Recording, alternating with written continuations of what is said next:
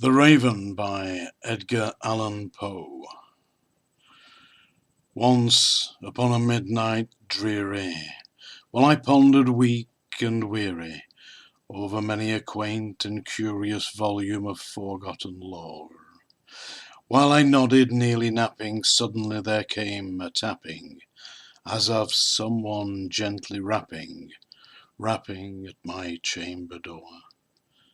"'Tis some visitor," I muttered, tapping at my chamber door. "Only this and nothing more."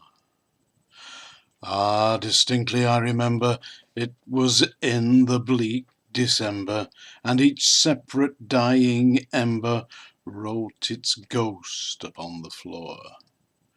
Eagerly I wished the morrow.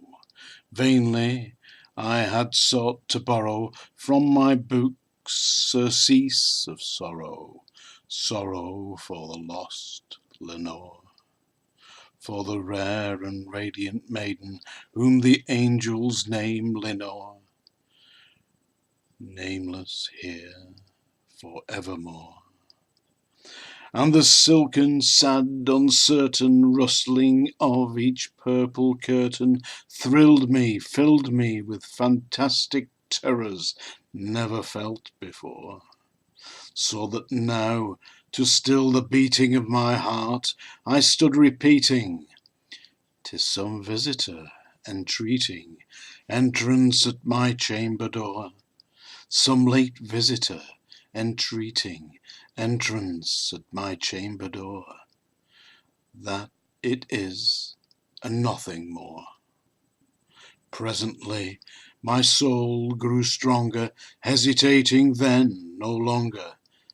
"Sir," said I, "sir or madam, truly your forgiveness I implore. But the fact is, I was napping, and so gently you came tapping, and so faintly you came tapping, tapping at my chamber door, that I scarce was sure to hear you. Here I opened wide the door.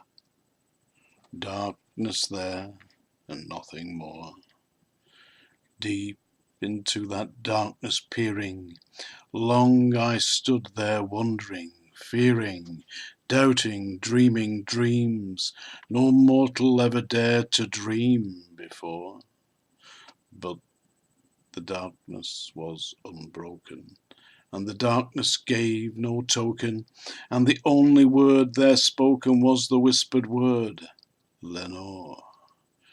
This I whispered, and an echo murmured back the word, "Lenore." Merely this, and nothing more. Then, into the chamber turning, all my soul within me burning, soon again I heard a tapping, somewhat louder than before. "Surely," said I, "surely that is something at my window lattice. Let me see, then, wherefore that is, and this mystery explore. Let my heart be still a moment, and this mystery explore. 'Tis the wind, and nothing more." Open here I flung the shutter, when with many a flirt and flutter in there stepped a stately raven of the saintly days of yore. Not the least obeisance made he, not an instant stopped or stayed he, but with mien of lord or lady, perched above my chamber door, perched upon a bust of Pallas, just above my chamber door, perched and sat, and nothing more. Then this ebony bird, beguiling my sad fancy into smiling, by the grave and stern decorum of the countenance it wore, "Though thy crest be shorn and shaven, thou," I said, "art sure no craven, ghastly grim, an ancient raven, watching from the nightly shore." Tell me what thy lordly name is on the night's Plutonian shore. Quoth the raven, nevermore. Much I marvel this ungately fowl to hear discourse so plainly, though its answer little meaning, little relevance bore. For we cannot help agreeing that unliving human being ever yet was blessed with seeing bird above his chamber door. Ever yet was blessed with seeing bird above his chamber door, with such name as Nevermore.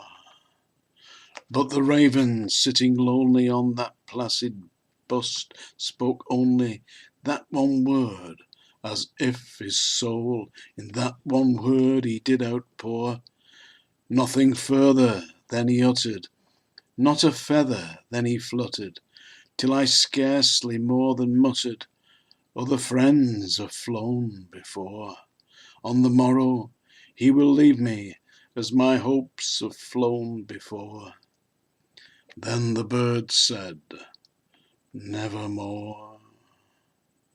Startled at the stillness broken by reply so aptly spoken, doubtless, said I, when it utters its only stock and store, caught from some unhappy matter, whose unmerciful disaster followed fast and followed faster, till his songs one burden bore, till the dirges of his hope the melancholy burden bore of nevermore.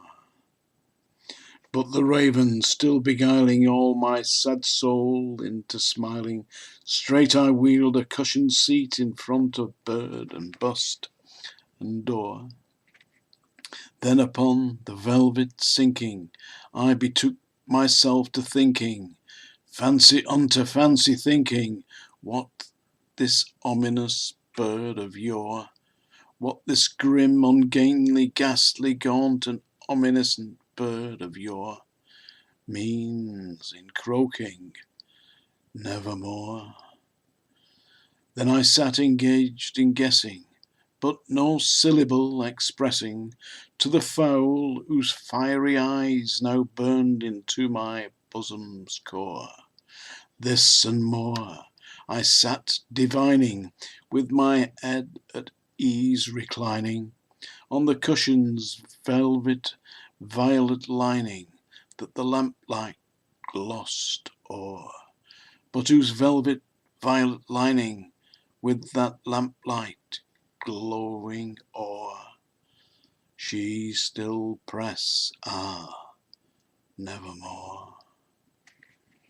Then, methought, the air grew denser, perfumed from an unscented censer swung by seraphim, whose footfalls tinkled on the tufted floor. Wretch, I cried, thy God hath lent thee, by these angels he hath sent thee, respite, respite, and never sent thee from thy memories of Lenore. Quaff, oh quaff this kind nefrem, and forget this last Lenore. Quoth the raven, nevermore. Prophet, said I, thing of evil, prophet still, if bird or devil, whether tempter sent, or whether tempter tossed thee here ashore. Desolate yet, all undaunted, on this desert land enchanted, on this home by horror haunted, tell me truly, I implore, is there balm in gilded? Tell me, I implore. Quoth the raven, nevermore. Prophet, said I, thing of evil, prophet still, if bird or devil, by that heaven thou bends above us, by that God we both adore, tell this soul, with sorrow laden, if within the distant Aidenn, It shall clasp a sainted maiden, whom the angels name Lenore. Clasp a rare and radiant maiden, whom the angels name Lenore. Quoth the raven, nevermore. Be that word or sign of parting, bird or fiend, I shrieked, upstarting, get thee back into the tempest and the night's Plutonian shore. Leave no black plume as a token of that lie thy soul has spoken. Leave my loneliness unbroken. Quit the bust above my door. Take thy beak from out my heart, and take thy form from off my door. Quoth the raven, nevermore. And the raven, never flitting, still is sitting on the pallid bust of Pallas, just above my chamber door. And his eyes have all the seeming of a demon's that is dreaming, and the lamplight o'er him streaming throws his shadow on the floor, and my soul from out that shadow lies floating on the floor, shall be lifted nevermore.